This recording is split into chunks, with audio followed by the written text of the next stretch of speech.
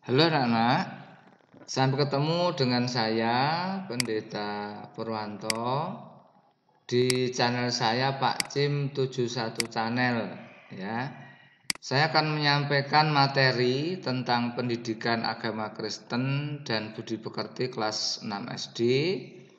Nanti pelajaran ke-7 yang berjudul Bersyukurlah Senantiasa dengan media slide PowerPoint dengan animasi yang menarik. Nah, ini kira-kira seperti ini tampilannya ya. Nanti akan saya tampilkan model slideshow. Maka sebelum dimulai, silahkan kalian persiapkan dulu peralatan yang penting, yaitu Alkitab untuk bahan bacaan kita. Kemudian juga buku catatan dan bolpen atau pensil, supaya kalian bisa mencatat hal-hal yang penting selama pelajaran atau materi ini saya berikan nanti ya. Saya akan tampilkan slideshow-nya dari slide pertama. Silahkan ditunggu sebentar. Ini saya tampilkan dulu. Ya, ini sudah keluar. Jadi materi kita adalah pendidikan agama Kristen dan budi pekerti kelas 6 SD, pelajaran ke-7, judulnya ini bersyukurlah senantiasa.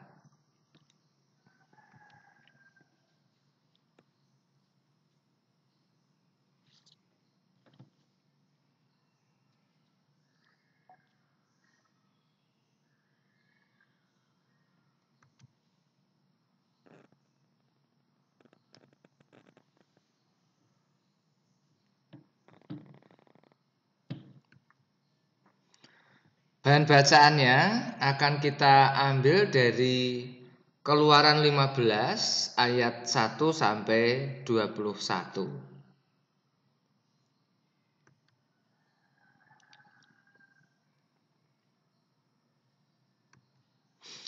Sebelum kita memulai pelajaran, mari kita berdoa bersama-sama. Mari saya antarkan.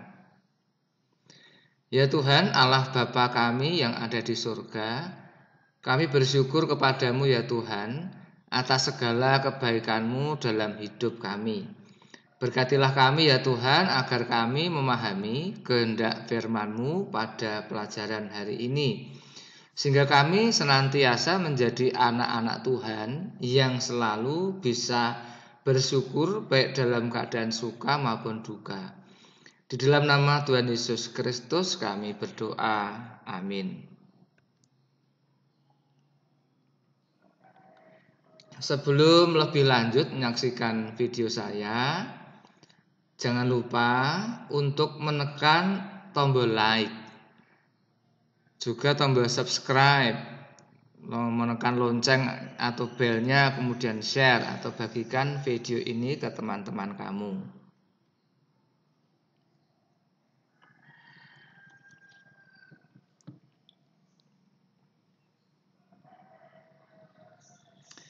Penjabaran bab 7 atau pelajaran 7, bersyukurlah senantiasa.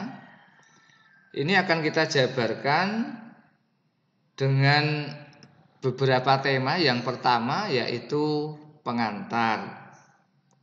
Ya. Yang kedua, mendalami cerita Alkitab. Yang ketiga, memahami tujuan bersyukur. Yang D, pendalaman materi makna bersyukur. Kemudian bagian berikutnya, bagian E, hidup yang dipenuhi rasa syukur. Kemudian bagian terakhir atau F, rangkuman.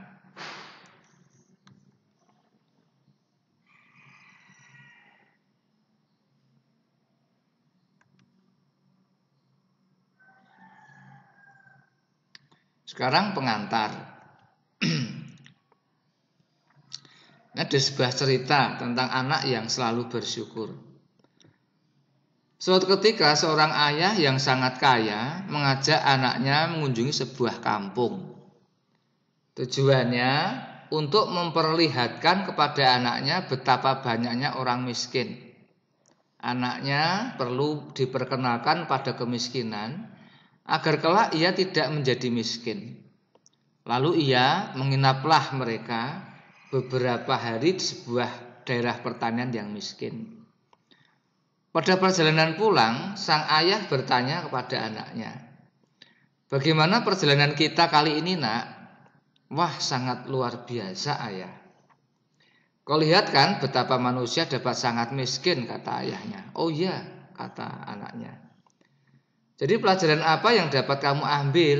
tanya ayahnya.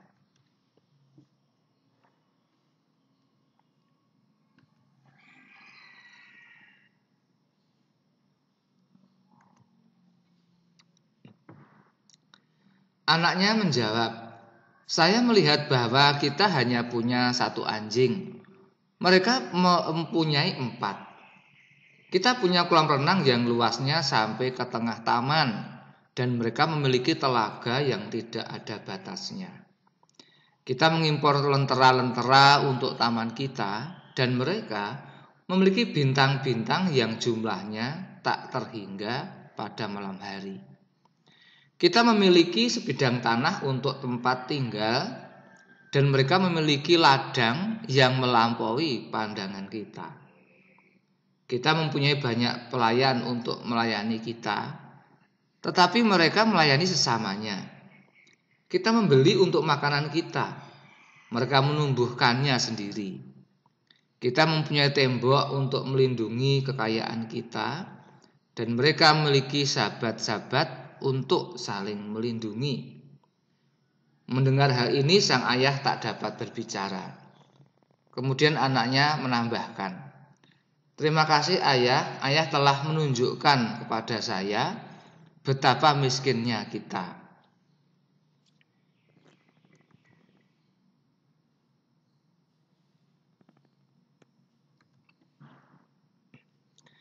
Sekarang pada bagian B ini kita akan mendalami cerita Alkitab. Bacalah Keluaran 15 ayat 1 sampai 21. Kitab Keluaran 15 ayat 1 sampai 21 menceritakan tentang bangsa Israel yang bersyukur karena kuasa dan pertolongan Allah dalam hidup mereka.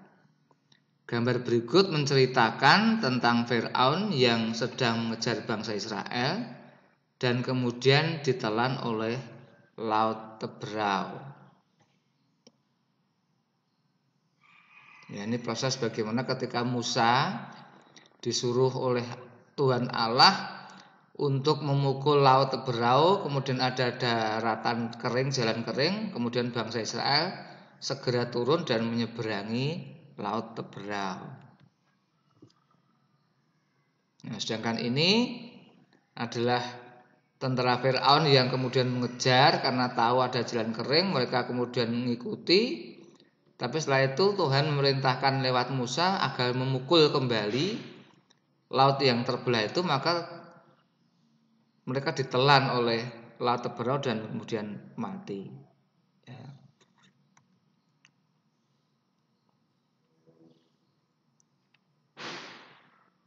Ini gambar tentara Firaun yang sedang mengejar bangsa Israel dan kemudian ditelan oleh Laut Teberau.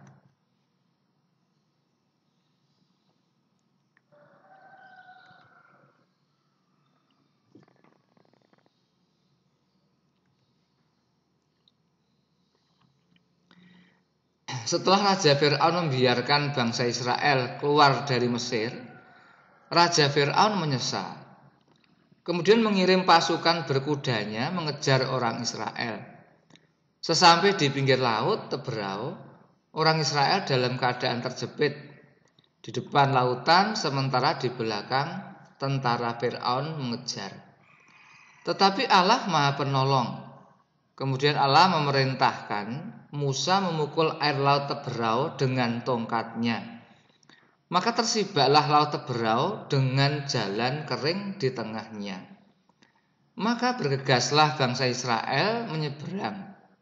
Melihat orang Israel menyeberang, Tentara Fir'aun pun segera mengejar bangsa Israel.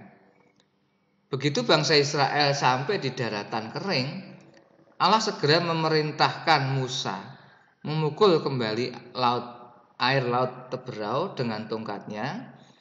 Maka air laut kembali tersibak, menelan semua tentara Fir'aun. Akhirnya Musa dan bangsa Israel bisa luput dari kejaran Fir'aun karena pertolongan Tuhan.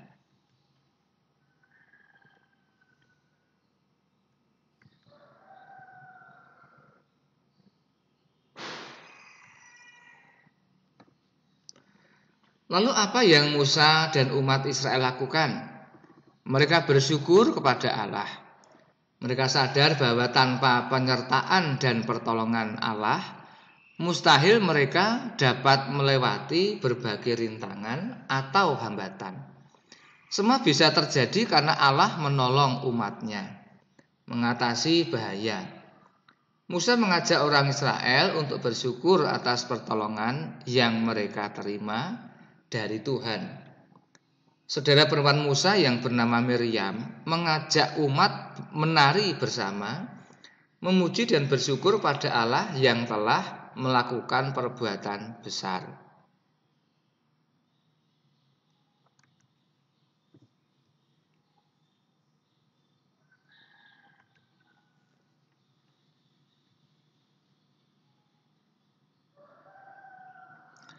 Sekarang kita akan memahami tujuan bersyukur.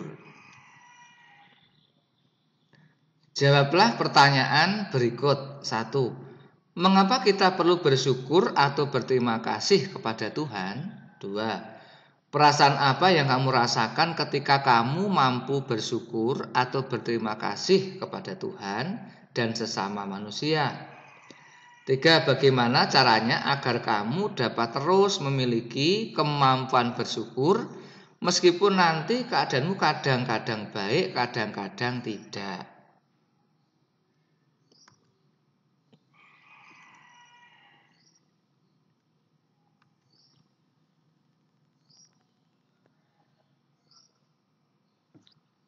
Sekarang kita akan bahas pendalaman materi tentang makna bersyukur.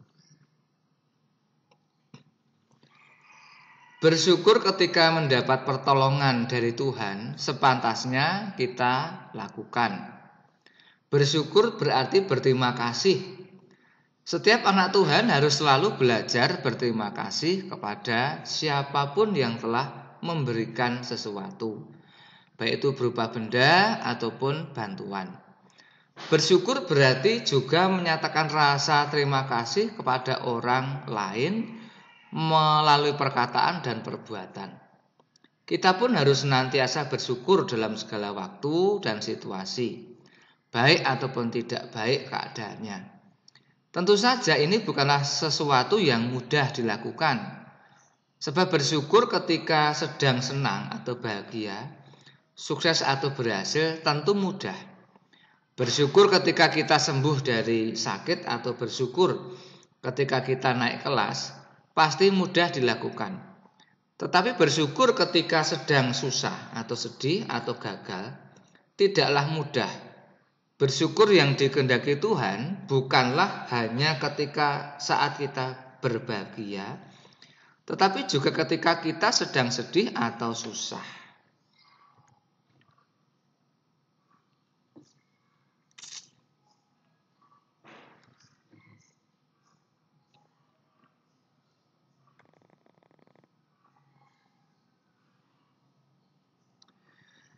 Biasanya rasa syukur dilakukan kalau seseorang menerima sesuatu yang besar atau sesuatu yang sesuai keinginan hatinya.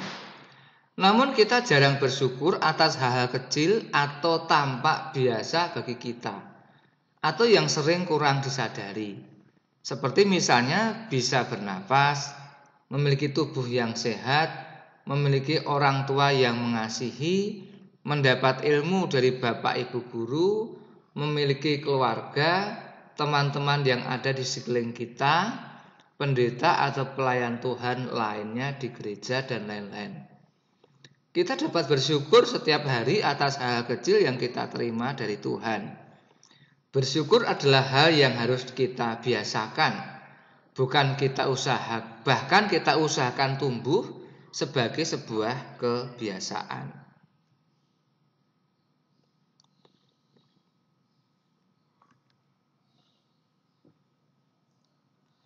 Sekarang menghayati hidup yang dipenuhi rasa syukur. Tuliskan pengalamanmu bagaimana kamu pernah mengucap syukur dan berterima kasih baik kepada Tuhan maupun kepada orang lain. Misalnya ibu, ayah, guru, teman, dan lain-lain. 2. Sebagai anak Tuhan, sikap bersyukur harus kita tunjukkan saat kita sedang senang maupun susah. Lengkapi tabel seperti berikut ini dalam contoh-contoh sikap bersyukur, baik pada saat senang maupun susah. Ini contoh tabelnya. Ini contoh bersyukur saat senang, misalnya terima kasih Tuhan untuk orang tua dan teman-teman yang baik yang saya miliki. Ya, karena mereka membuat hidupku menjadi terasa indah. Nah, ini yang berikut contoh bersyukur saat susah atau sedih. Misalnya begini. Terima kasih Tuhan meskipun sakit panas, Tuhan memberikan penghiburan melalui teman-teman yang datang menjenguk saya di rumah. Nah, seperti ini contohnya ya.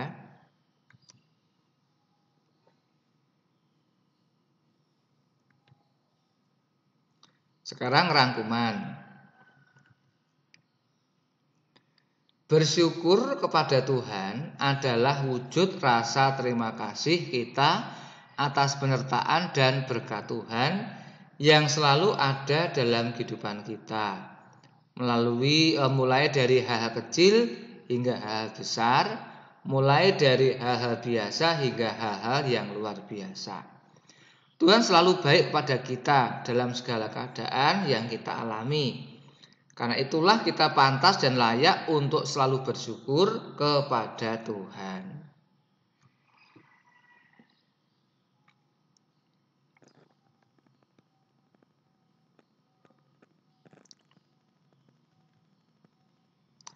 Ya, demikian dahulu pelajaran kita kali ini. Sampai jumpa pada kesempatan berikutnya. Tuhan Yesus memberkati. Amin.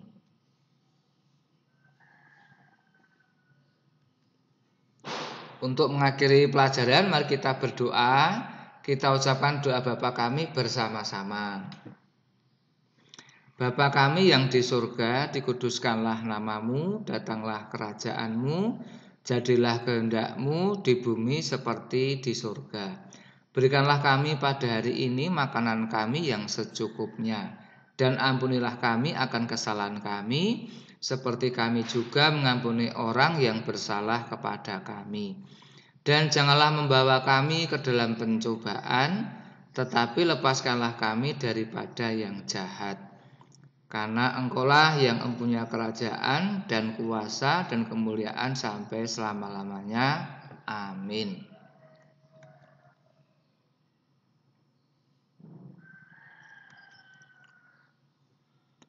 Sekarang untuk menghayati terus atau mengingat terus warisan iman dari gereja-gereja perdana, kita bersama-sama mengucapkan 12 pengakuan iman rasuli. 1. Aku percaya kepada Allah Bapa yang Maha Kuasa, Khalik langit dan bumi. 2. Dan kepada Yesus Kristus, Anaknya yang tunggal, Tuhan kita. 3. Yang dikandung daripada Roh Kudus, lahir dari anak darah Maria. 4. Yang menderita sengsara di bawah pemerintahan Pontius Pilatus, disalibkan, mati dan dikuburkan, turun ke dalam kerajaan maut. 5. Pada hari yang ketiga bangkit pula dari antara orang mati. 6. Naik ke surga, duduk di sebelah kanan Allah Bapa yang Maha Kuasa. 7. Dan akan datang dari sana untuk menghakimi orang yang hidup dan yang mati. 8. Aku percaya kepada Roh Kudus.